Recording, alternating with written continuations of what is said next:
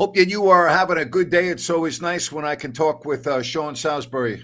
How are you, buddy? I'm doing good. You look a little How are you? chilly, my man. Well, you know what? I keep was outside. The wind's blowing, and we're expecting some rain. But it's not that cold in Texas. But in my place, I keep it at about 64 degrees. So every now and then the contrast is a little chilly. You can Okay. hang meat. You can hang meat in my house. But, that's okay. I prepare people for the even in the wintertime. I got fans on, and I run hot, brother, as you well probably know by Yeah. me being on this show. I Yep. run hot, so I keep it about 64, 65 degrees, so there are no germs hang around here. The cold kills them. There you go. I'm old school, but I want to get your opinion. The end of the Bears Commanders game, I said on Monday that if I were in charge of the Chicago Bears, Tyreek Stevenson would have not been on the airplane. I would have cut him in the locker room. His conduct in trying to taunt the fans while the ball is actually being snapped, oblivious to what's going on, then running into the action, deflecting the ball that lost my team the game. I'm not going to tolerate that. I don't care. And people say that's old head stuff. Well, you know what? There's certain rules that should apply in the 60s, the 90s, the 80s, the 2000s, 2010. It reeks of, and I don't really give a shit what the younger crowd says about this particular incident. A lot of respect for him. I know we got to adjust and adapt to different things, rules in sports. But one thing we don't have to adapt to is being a clown for 52 other players and an organization. When the game is on the line, celebrate after you knock it down. Go celebrate, do all the gamesmanship shit you want. But to me, it reeks of me. I really don't care. I'm going to let you guys know. And boy, just like if you're a replacement for a third baseman, the starter goes out, you come in a big game, the ball will find you. And wouldn't you know, the ball found him. And who knows what would have happened if he'd have been over there sooner? Would he have been back a yard and a half where he could have caught the ball, knocked it down in front of him? I don't know about all that. But to me, it reeks of I'm a shitty teammate, even though a pretty good football player. But if you go watch that, he talked the entire game to Terry McLaurin, every move he made, and was almost like, okay, bud, now we're going to put you in position. Karma's a bitch now. In a good way, it can be great, and in a bad way, it can suck. So to me, I don't know if I'd have put him on the plane flight home, but I can tell you this: we would have had a long talk about fined, and a long talk about we'll put you on the inactive list next week. But Grant, I'm with you. I wouldn't have had a problem as a teammate if they'd have said, "Find your own trip home, brother." Yeah. And then we'll see you when you get back. Then you want to have the conversation we'll have when we get back. But you just can't do that because he put himself and his celebration and his constant yap between him and the football team. Unbelievable. And I couldn't have been hell. I bet Washington in the game anyway, and I wanted to watch both those young quarterbacks play. The Chicago Bears fans and that team deserved better from a starter who should know friggin' better than to put this team in that position. I don't know if it would have turned out the same if he'd have been ready, but I do know this. The optics are awful, and that's just a shitty teammate to do that. He may be a great guy. I don't know him from Adam other than study him on watching him play football. But I can tell you this, that is absolutely atrocious that we were 4 seconds in before the guy finally realized he needed to go play some football. It's hard for me to fathom. It goes into this. I'm building my brand. What brand? If you can't make a play and you're not on your teammates, screw it. I mean, he didn't say that, but I'm saying it for him. And it ain't no brand to build if your day job ends up being something other than football because you don't know how to focus on the game. I know we could go on and on. It just bothers me because that would have held true in 1960, would have held true in my era. It would have held true in 20 years from now. And I'll tell you this, the old school eras, I don't know if they're doing it in these locker rooms now. You wouldn't have had to have a coach police it.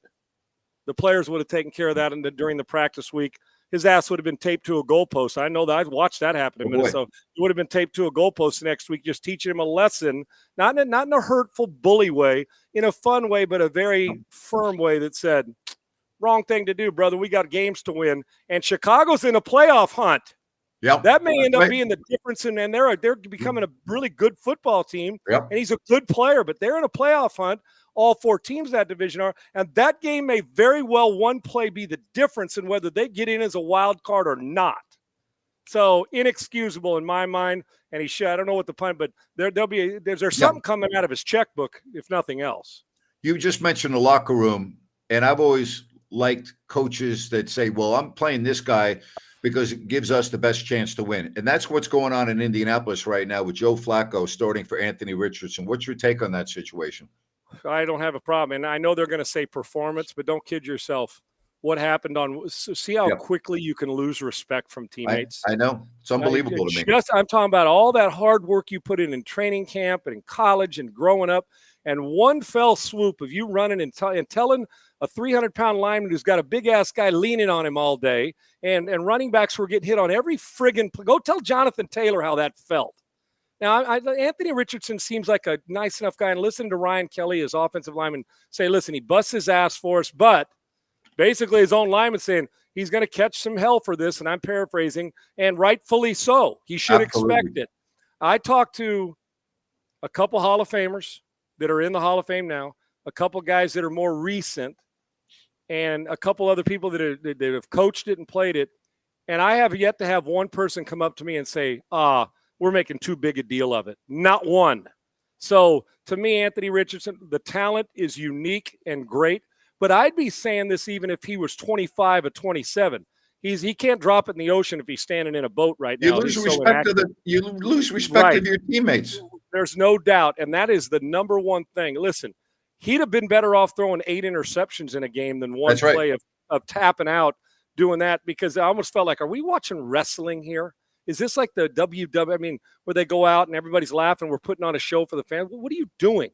Lie to it. And you know what else he should have done? I don't propose to lying to anybody, but he should have lied. He should have told the press conference, you know what, my shoulder was a little sore. That's right. It felt weird, so his teammates would know and people would know that the perception, okay, I get that.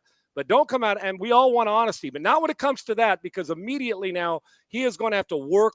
He can be the nicest guy in the world. He's going to have to work his ass off to gain the respect of a guy. Because what happens when the $120 to go in a game and they don't have any time and they need a play from somebody who's exhausted on a 15-play drive, and the right guard, he looks at the right guard and says, I need one more play out of you. And the right guard says, yeah, I needed one more out of you. What do they do? And don't think for a second it's just performance related that they're going to Flacco. That's a big part of it, but they won't tell you this, but you and I both damn well know. The Flacco's going to walk into that huddle, and there ain't going to be one person that's worried about Joe Flacco at his age asking if he can go sit on the couch he got off of to go to Cleveland last year and play his ass off. So Anthony Richardson will learn from this. He seems like a hell of a good kid and a great talent. And I love his honesty 99% of the time. Not this case. You make sure the one thing you can never lose respect from, and if you do, it's hard, is the guys that are rallying around you. And there's no quarterback on if you're hurt, you're hurt. But please, when it comes to exhaustion, do not tell. And I'm sure he was tired. Pressure situation. Hell, we all been there. But you have to do your best to get your ass back to the huddle in that situation. You can't tap out in the first quarter, let alone late in the game. Nah, man. That is, he's not playing well enough to do that anyway. And even if he was playing well enough, you just wouldn't do that. And you find me a guy who's done that in the past that plays that position, you're just held to a different standard at that position. And when you're tapping out, especially when you got a red jersey on in practice, nobody's thinking, those guys don't want to hear 1 ounce of shit about it. And so Anthony Richardson's got a lot, and he will learn from it. And he's a talented kid. But I got news for you. They're probably got a lot of steak dinners he's going to have to buy for his offensive line and the fellas to prove to them and defense that those guys that are getting their teeth bashed in on every play, that it's okay to tap out. It's never okay to tap out when you're not hurt, ever. Sean, I think that most agree that if you're going to evaluate coaches in the NFL, Andy Reid's going to be first on a lot of people's list. But I know if I'm a player, put me on Mike Tomlin's team. I just respect the hell out of what this guy does with that team year in, year out. And raise your hand if through 8 weeks you had the Steelers in first place at 6-2. No, but at the end, Grant, I remember we made our picks on my morning show. I said, I don't know how I'm going to do this because we expected Cleveland to be better, right? Yep. I mean, and Watson to play better, all those things. I said, you know what? That last place team, which looks like Pittsburgh's team, me too, is going to they're going to win 9 games because Mike Tomlin just shows up and they win 9 games. They don't ever have losing seasons. And now Russ Wilson's taken his game to another level the last 2 weeks. They're responding, but this is who Tomlin is. He's a guy I would love to play for. Hell, I just would, because he doesn't baby you. He doesn't make excuses for his players, but he defends his players. But he expects accountability.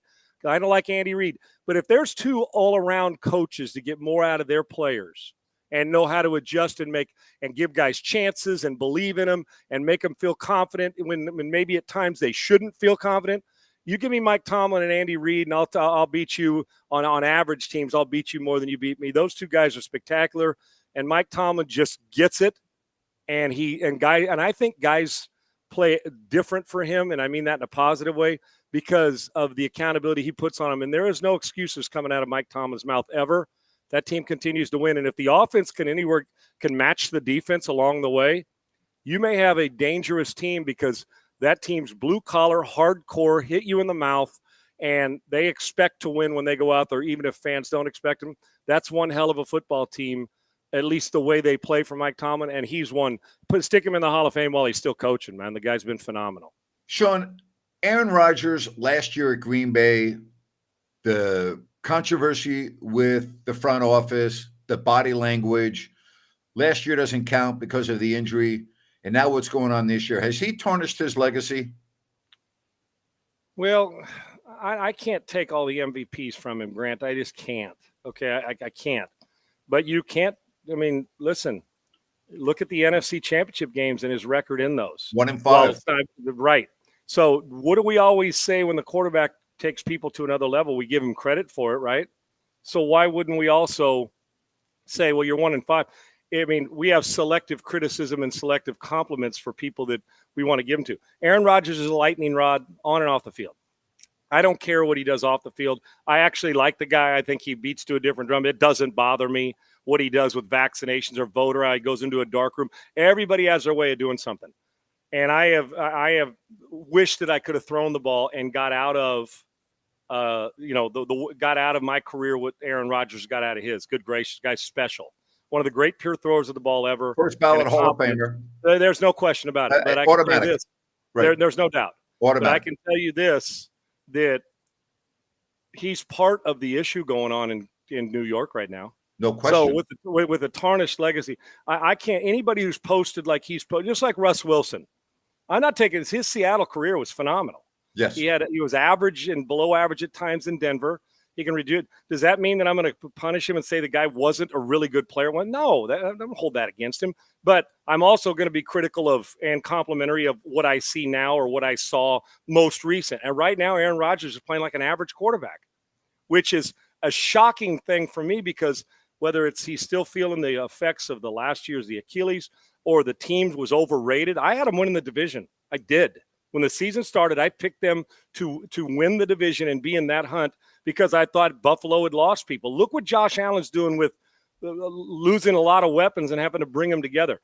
And Aaron's got that ability, and he could catch fire and go 6 straight weeks where you're like, damn, that looks like Aaron Rodgers. But right now, he's part of what's the front seven looks good sometimes. The running game's okay sometimes. The receiving core good sometimes. Aaron Rodgers good sometimes. I'm not used to Aaron Rodgers playing this much average football, and I hold him in the highest regard as a player, and I expect every time he goes out, they play the Texans tomorrow night. I told fans in this city, I said, you better be prepared for Aaron Rodgers' best game. At some point, he's going to hit on them, all of those cylinders. And it wasn't just Robert Saleh's fault. There's a lot going wrong. Collectively, that team's a mess, Sean. Their penalties, their lack of discipline. Crazy. It's not just Aaron Rodgers. Yes, there's a leadership or a buy-in to whoever they're supposed to buy into. There's a buy-in problem in New York with the Jets. And I still know how good Aaron Rodgers is. So does it tarnish his legacy?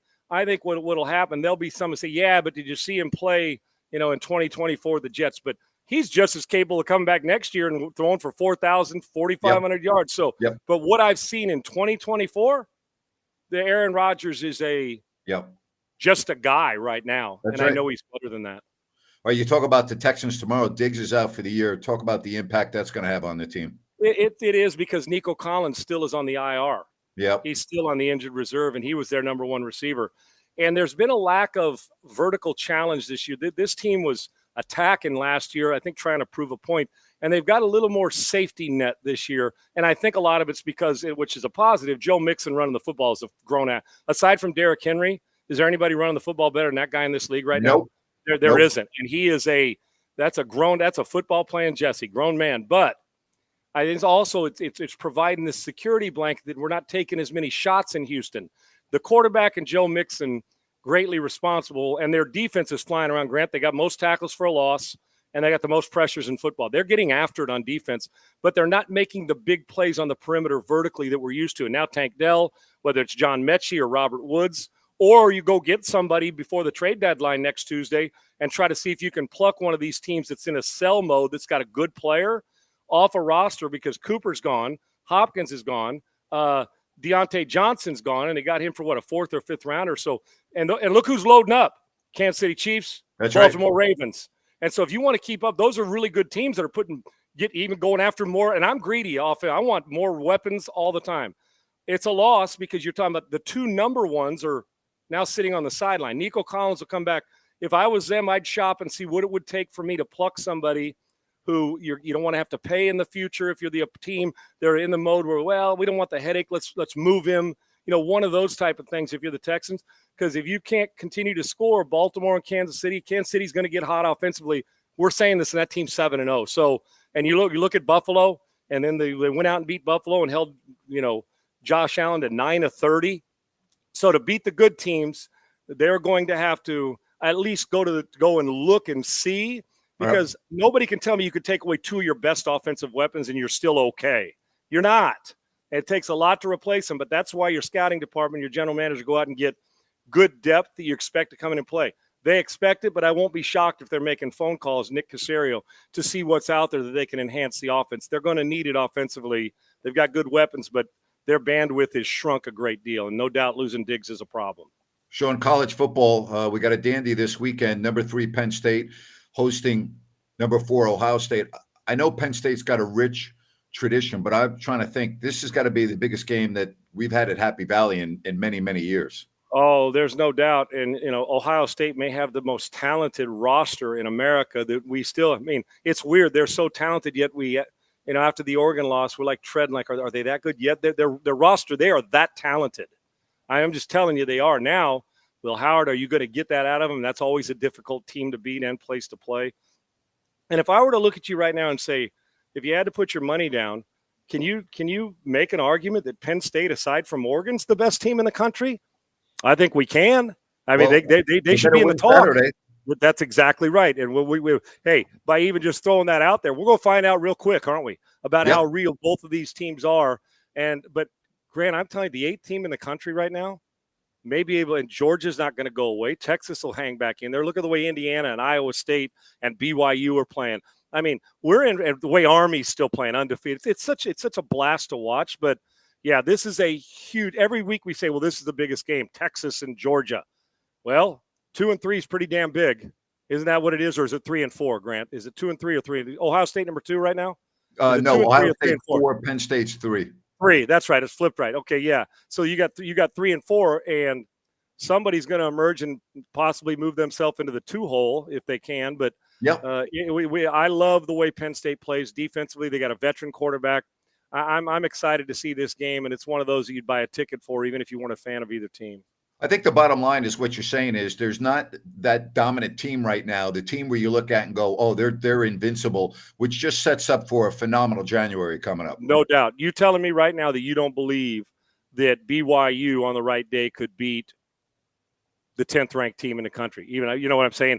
Or that LSU after last week, the A&M can't go in and beat BYU. That I'm just saying if they played. That even though A&M won and they're undefeated in SEC, you're telling me a team like a Tennessee or somebody else can't beat them given they can. There is not one team where you say, oh my gosh, if you don't play damn near perfect, you can't beat them. That doesn't exist right now because Oregon, Oregon's really, really good, but you run into a physical team that limits your possessions. You may have a problem with them as well. So I look at 8 or 10 deep, and I still think Indiana's real. I can't wait to see where this thing goes with teams like that and how they continue to extend this. It's a fun watch, but no, right now, if you said, Sean, you got to bet $100,000 on one team, I don't know if I could make that bet for one reason, Grant. I don't think there's one team that everybody thinks overwhelming, unanimous best team in the country. Like when Georgia won the national title, that was the team, right? That was the team. I don't see that, but I do see a lot of good teams. I just don't see one great one that's unbeatable or invincible. All right, final thing. Tell me, is the World Series going back to L.A. or does it end tonight? For greedy purposes, I want it to go back to L.A. because I want a 7-game series. I expect the Yankees to win again tonight. I do. I think they win again tonight, which would make it 3-2, correct? Yep. And then they go 2-3-2, correct? Yep. So there'll be the 2 more games in Yankee Stadium. I'm going to say it. I picked it to go 7, but I don't think that they sweep all the way in Yankee Stadium. Give them a win tonight and go 6. Now the question is, is Garrett Cole going to be a big time Garrett Cole, the guy who's well, if not, it's not getting back to LA. If he's not, he's got to go a minimum of 7 innings tonight. Minimum. And he's got to be pumping that fastball at 99. Yeah. He's got to be throwing strikes and getting ahead of the count. The lineup's too deep on that other side, and simple fly balls are landing in the seats. So I would expect the best from both. I think we'll get to 6. I think Yankees win tonight, but as a Dodger guy in this series, I'm taking the Dodgers still to win the whole thing. Thanks, buddy. Talk to you next week. Be good. Appreciate it. Great to talk to you. Thanks. And thanks to all your great listeners, man. Appreciate it. Thank you, buddy. Good stuff from Sean Salisbury. We'll have Rhino and Sacktown coming up in just a moment. We're going to talk some basketball. Looking forward to that. But I want to tell you that we are being brought to you in part by New Works Plumbing. They've got a fix for you. They are available around the clock, 24/7 for all of your plumbing needs and repairs. Just go to sackserviceplumbing.com or call the number on your screen. New Works Plumbing.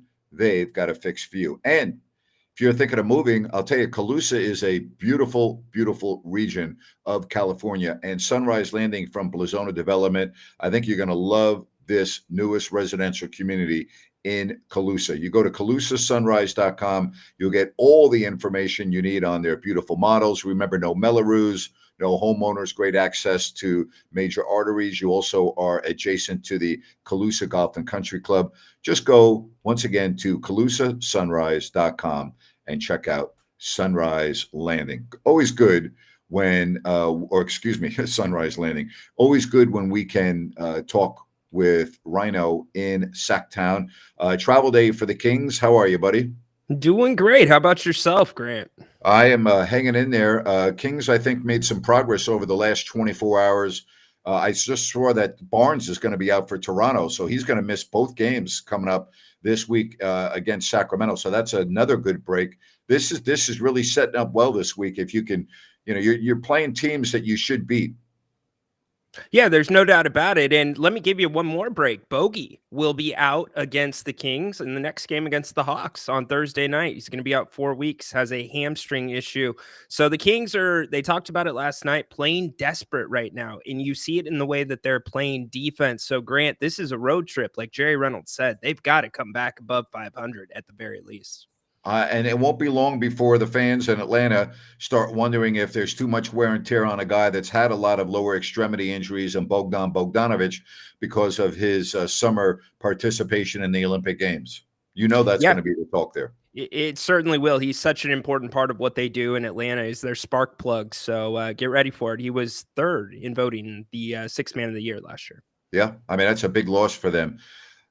Right now, I think the one guy I'd like to really see get going off that bench. I know you mentioned Malik Monk yesterday. I almost take it for granted that that's not going to be a problem.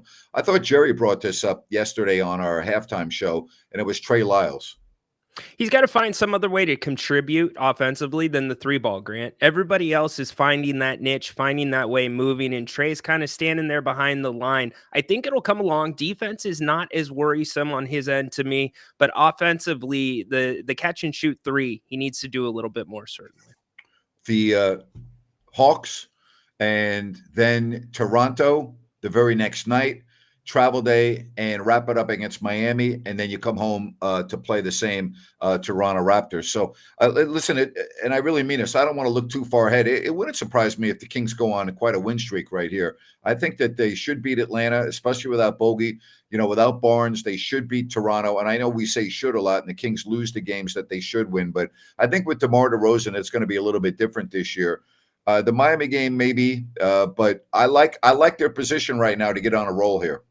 Grant, the bottom line, De'Aaron talked about it. I said it at the beginning here. Also, Kevin talked about it. Playing desperate in these games where the Kings should win. The Kings finally have a little bit of a balanced attack, and they understand the importance of games like they have in the next 4 games. They're 8th right now in offensive rating, 6th in defensive rating, Grant. And all 3 of your stars, Domantas Sabonis, De'Aaron Fox, and DeMar DeRozan, all your leading scorers, just a point apart in each category above 20. So there's no excuse for them not to beat these teams. And it's a good time for them to get away, get some wins under their belt, and come home and try to get that one that's tough that we all know after a long road trip. All right, Sean Salisbury, we just talked a lot of football. I want to go back to football with you. You know, the NFC West is up for grabs right now. You've got Arizona, San Francisco, and Seattle at 4-4. The Niners lost to Arizona. They play them again. They beat Seattle in Seattle. They play them again. Again, we got more than half the season left. You're a Seahawks fan. Do you think when it's all said and done, they're going to be in the playoffs?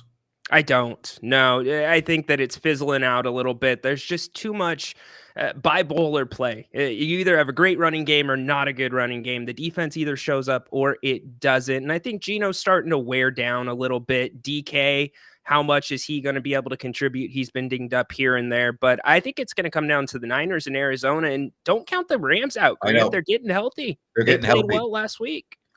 Yeah, I'm with you. I picked them to win the division at the beginning of the year, and I'm not ruling them out because I think health has everything to do. To me, the real key right now, when I look at this division, with Christian McCaffrey apparently coming back after the bye week, number one, how effective will he be? I would assume if he's playing, he'll be effective because he's too skilled, but how long can he stay on the field before he gets hurt again? You know, last year he got rid of that injury bugaboo. It popped up this year in training camp, but if he could give the 49ers what he gave them last year, this changes their entire offense because you got to remember they don't have Brandon Ayuk for the rest of the year. Their rookie receiver, boy, he looked good on Sunday and last week. Ricky Pearsall. Yep. But you get McCaffrey in there, that changes this offense quite a bit.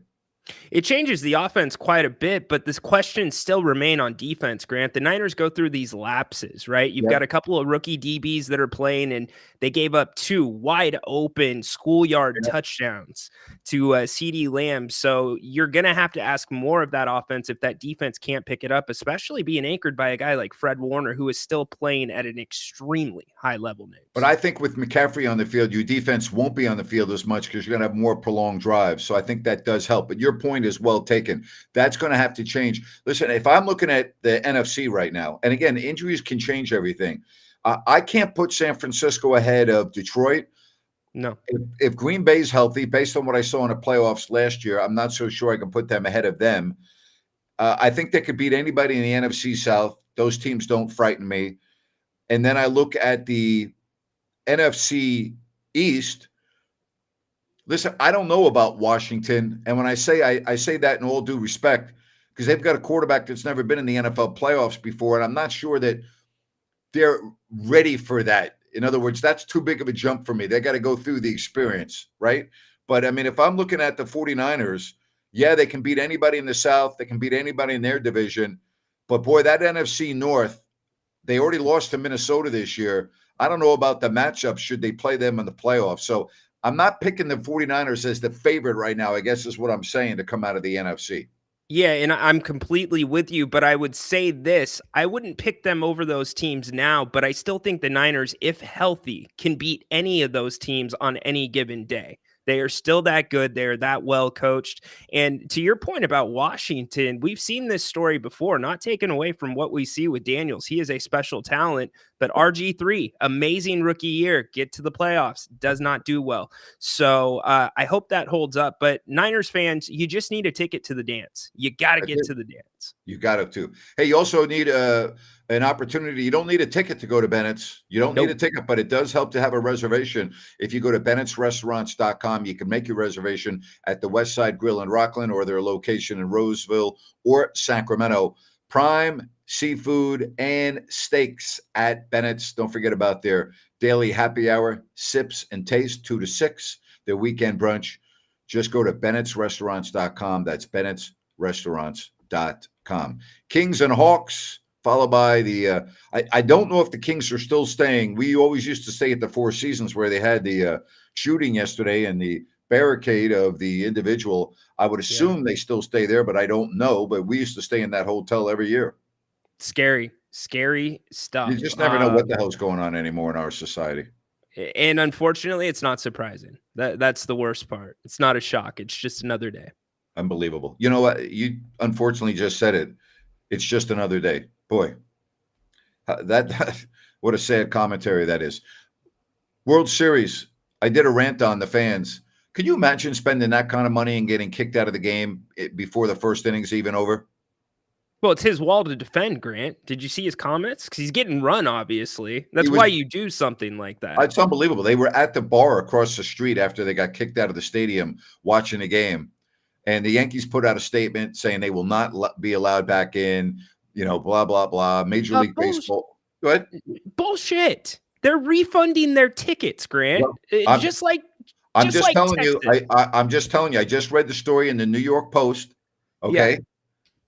So here's what I do know. They weren't in the stadium watching the game after the first inning. They certainly weren't. Right. They certainly weren't. But the fact that they're getting their tickets refunded with a lifetime ban, isn't that kind of like the Texas situation? Throw stuff on the field, get a call overturned, yank the damn tickets, because eventually, you and I have had this conversation so many times. Responsible fans, we're not going to get to be that close to the field anymore if this kind of stuff continues.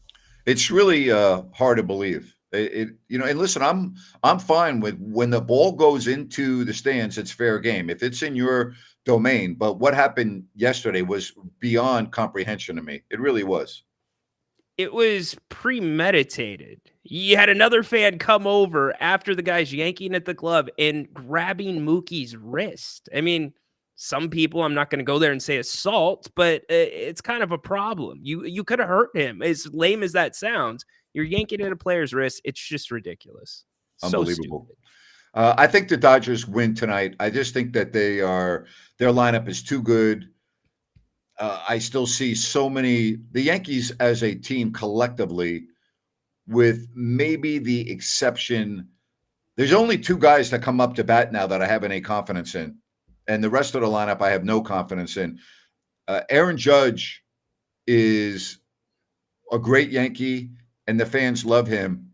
But his postseason numbers in his career have been embarrassingly bad. He's going to have a tough time. He's going to have a tough winter. He just is. The Yankee fans and the tabloids, they'll give him a pass for a while, but they've given him a pass for a couple of years now. I don't know how much longer that's going to continue. yeah, he gets a hit last night. Didn't seem like he was, reaching as much, trying as hard. It really comes down to Garrett Cole and Aaron Judge. If Aaron Judge, Grant, can get this thing back to New York, if he can build on that hit that he had last night, I'm not putting any bets down that anything's not possible. It's a 7-game series and the momentum swings. The pressure then goes back on the Dodgers, who can't win the big one usually. Yeah, they would go home for a game 6 and a potential game 7. The Yankees bullpen has been disappointing to me in this series, but I think Aaron Boone has managed a horrible World Series. I thought his decisions just completely changed everything around in game 1. The Yankees were 1 out away from winning that game. His decision with his bullpen, I thought his biggest mistake was taking Garrett Cole out after giving up a hit to center field when he was in an absolute groove. That was a mistake to me, and it went downhill from there. Yeah. Are you pitching to Freddie Freeman tonight? No, I'm not. Yeah, I'm with you. Walk him. Don't give him the opportunity. I probably can't have Garrett Cole walk him in the first inning, because if he hits a home run and nobody's on, although there has been, I can live with that. But I can't have Garrett Cole. I can't have my ace intentionally walk someone in the first inning. So not in the first inning. I'm going to pitch to him in the first inning. Fair enough. So Aaron Boone knows a little bit more about baseball than me. Perfect. Well, listen, it could be 2-0 if there's a man on. I mean, it could be, right? But I can't tell Garrett Cole to intentionally walk a guy in the first inning, because then what I'm telling my aces, I have no confidence in you. And we're talking about Garrett Cole, multiple Cy Young Award winner. Yeah. This is why the Yankees brought him in for this moment right here. Get it back to LA. Absolutely. Hey, I want to tell you about EDH Motors Automotive Reimagined. What is that right there? What is that? That is Kobe and Gigi's statue. I don't know how that came up, but anyway, here is EDH Motors Automotive Reimagined. That's you put that picture up. That was not me. I put it up on the screen, but you have it up on the graphic display. But that's okay. I do. It's an example of a beautiful statue. Yeah, you know what? Thank you very much. We'll get to that in a moment after I finish EDH Motors Automotive Reimagined. I've really enjoyed talking about them because I love the concept. When I had lunch with co-owner Adam, he and David, by the way, just two people trying to do something different and better. And I learned a lot when I had lunch with Adam about this new concept. All right, we're talking about offering new vehicle brokerage, also vehicle consignments, where they sell your vehicle for you. And of course, they can buy your car and they're going to sell pre owned vehicles. How about this? Even your RV or boat. And you know what's great? You'll take delivery in their beautiful auto lounge at the El Dorado Hills Town Center. That means you don't ever have to go to a dealership. You don't have to talk to a salesperson. You're not going to get pressured by a manager. You're not going to get pushed into the F&I office. And if you want more information, all you need to do is go to edhmotors.com.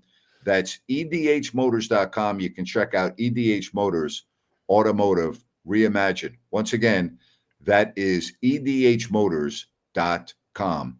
EDH Motors Automotive Reimagined. Hey, you were talking about statues. Yeah. Dwayne Wade kind of gave them a pass on that. Did you see that? Oh, he defended it.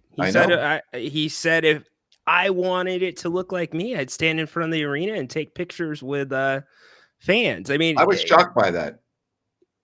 Grant, what are you going to do? I think it's your only move, unless you're going to go full speed ahead and say, you got to take that damn thing down. It is scaring the kids. I don't listen. If Dwayne Wade, okay, Mr. Miami Heat said that's not an accurate depiction of me, they would have a new statue out there in a year. Yeah, well, here's the other thing. Actually, there was a viewer on the King's Court that brought this up. Everybody's idea of art these days is different. Dwayne's always had his own idea of style. Yep. That may be what he wants. It's his statue. Then that's what he likes. I do know this, Grant. My son asked me if he could be the statue for Halloween, and I told him no. Hell no. Thing's too scary. You told him no? No, absolutely not. How's the weather in Sacktown for trick-or-treating? Oh, it's beautiful. Nice and chill. A little bit overcast, sun peeking through. It's going to be really nice tomorrow. Don't forget the clocks go back 2 a.m. Sunday morning, Saturday night. Don't forget, Yep. Did I ever tell you this story? I'm at Bowling Green and I'm walking, I believe I was walking to McDonald's out of the back door of my fraternity house. And my buddy, his name was Mike Stoya, he's walking the other way and I could tell something was wrong. I go, Stoya, you all right, buddy? He goes, oh my God. This was though on Tuesday. All right. Okay. Not Monday, Tuesday. So the clocks had just changed basically Saturday night, Sunday morning. Okay. Okay. He's going, man. He goes, I'm in trouble. I go, what happened? He goes, I just missed a big test. Oh man, how the hell did that happen? He goes, I didn't know the clocks changed over the weekend. And I missed the class. I'm like, dude, it's Tuesday. The clocks changed on Saturday. Yeah, I didn't know. I'm like,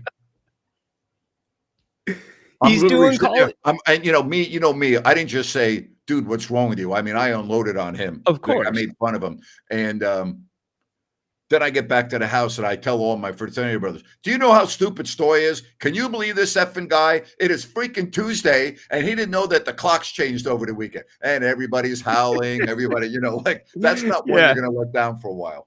Well, to be fair, some college students track the days by the days they have classes. They don't actually look at the calendar. It's class day or it's not class day. All right. Preston wants to know, can I explain the process of a road trip going through Toronto? It's a long process, right? Landing in Canada is no problem. It's easy. You go to a private hangar, and because of the weather, it being so cold normally, you get off 10 at a time. You collect your bag. You go into the hangar, and there's 2 border security or customs agents, and they look at your passport, and then you get on the bus. It's really not that big of a deal. It doesn't take it may take a total of an extra 15 minutes. So it's not a big deal. It's not an inconvenience. You're on the plane, you grab your bag, you walk into the hangar, you walk out of the hangar, and you get on the bus. Not a big deal. Leaving Toronto is a pain in the ass. All right. Because now you're coming back into the United States. and you've got to basically almost give up your firstborn to legally get back into the country if you have a passport. All right, so you have a long line. It takes a while. You have to show your passport. You have to then walk a very long distance to get to your gate. And very often you get there, it's a regular gate at the airport. You're not in any special area, and they're not ready to let you on because there's very strict catering rules flying from Canada into the United States. So the catering's all different. It takes longer. The process is quite lengthy when you're leaving Toronto. Getting there, no problem at all. No problem at all. Isn't the bus ride a little bit longer from the No, airport? it's not bad. That's not bad. bad? It's Okay. not bad. No, it's 20 minutes. Oh, okay. Not bad Yeah. at all. It's not bad. And at that hour of the night, there's very little traffic. Not bad at all. I love Toronto. It's one of my favorite cities. It's beautiful. Have you been to Toronto? Not. I've been to Edmonton, but not Toronto. Toronto's beautiful. Very cosmopolitan city, spectacular arena, great city, great people. I'm a huge fan of Toronto. Good But- fan base. Yeah, phenomenal fan base. Yep. Their basketball crowd's better than their hockey crowd, if you can believe it or not. But Really? the Leafs sell out every single night, but it's a very docile, it's a very quiet crowd in comparison to the Raptors. But if you getting to Toronto, Preston, is no issues. Leaving is a pain in the neck. And the reason why I There you say leaving is a pain in the neck, because normally when you're with the Kings or any NBA team, the bus at the end of the game or on a travel day goes through the gates of a secured part of the airport onto the tarmac, and it pulls right up to the steps of the airplane. And you get off the bus and you walk up the steps of the airplane. There are a few exceptions where you have to go through a hangar. Salt Lake City, you have to go through a hangar and show your ID and then walk out of the hangar and across the tarmac onto the bus. Milwaukee's like that. I mean, there are a couple of exceptions, but for the most part, it's a very simple process. Has there ever been an NBA player that didn't have a passport and Oh, they had yeah, to it happens scramble all at the the time. last second? Yeah. Yeah. It's happened several times to Toronto. Not only that, if you have any type of criminal Yes. record, warrants, everything, I mean, that also will prevent you from getting into Canada. That is a very good point. I have heard So, that. like, as if well. you had a felony in the past, and I believe there was one player, and I can't remember the name, and I wouldn't bring up his name anyway, because of that, couldn't have access into Canada. So there are restrictions. Yep. But there always seems to be somebody that forgets their passport or what have you. You don't want to do that. Make the bus turn around, or they'd probably send somebody out to go grab it. Doug missed his passport with me. We were in New York, and no. he couldn't get on the plane to fly. And I can't remember if he ended up getting into Canada. I don't know if they were able to overnight it in time. I don't remember, but he couldn't go. He actually was either on the bus or on the plane, and it had to get. He didn't get on the plane, but he had to. I can't remember, but he didn't have his passport. Didn't he play for Toronto at one Yeah. point? Yes, he Yeah. did. You should have given him extra crap for that. Come on. Yeah, I You know the did. process. I did. This is Haunted Horse. If Toronto was such a good, beautiful city, why was Vancouver so bad, losing their franchise? Well, Vancouver is one of the prettiest, best cities in the world. So as far as a city, you can't really beat Vancouver. It's spectacular in every sense of the word. Their situation was different. The fans didn't support the team like they did in Toronto. And at that time, the tax issue was very big. The dollar was completely different. And the taxes were different. And it was players didn't want to go play there. And that made it very difficult as well. The different provinces of Canada are populated differently. Yes, they are. Toronto is much more like a New York City population, very sports heavy, to your point about the fan base. But the experience of going to Vancouver was great. Is bet it's Keon Ellis what the Kings thought Davion Mitchell was going to be? Well, No, they're different. I mean, I'm not saying that Keon's not as effective. They're different players. Yeah, so it's actually a good question, Preston. A good Jerry, question. Yes. yeah, Jerry talked about this a couple of weeks ago. He thinks Keon Ellis is a better defender all around than Davion Mitchell, but Davion was by far a better on-ball lockdown defender because there's different elements And a to better the offensive player, defense. too, was Mitchell, particularly at the back end of his stay in Sacramento the final 6 weeks. Yep, and we'll be seeing him 2 times Yep. in the next week. He's Yep. getting a lot of run in Toronto. Tomorrow, Thursday night football, right? Yep, you got Thursday. So I'm going football. to do a show. You're more than welcome to join me Okay. at 4:00 tomorrow. What else do we have tomorrow? What we got? Kings Court, 2 p.m. That's what I mean. And Yep. yeah, that's our schedule. We Okay. got a double header. All right. Sounds good. Join us tomorrow. So Rhino at 2, the King's Court. I'll be on at 4. Ryan, you're welcome to join me. If not, no problem. I'll Appreciate get you ready for the Jets and the Texans. So my thanks so much to Sean Salisbury. How great is Sean Salisbury, huh? He is absolutely incredible. He belongs on a sideline somewhere. He does. He He's really so does. knowledgeable. He's the best. All right. Thank you, everyone. Enjoy the rest of your Wednesday. Talk to you tomorrow, 2:00, Rhino with the King's Court, and then I'll be on.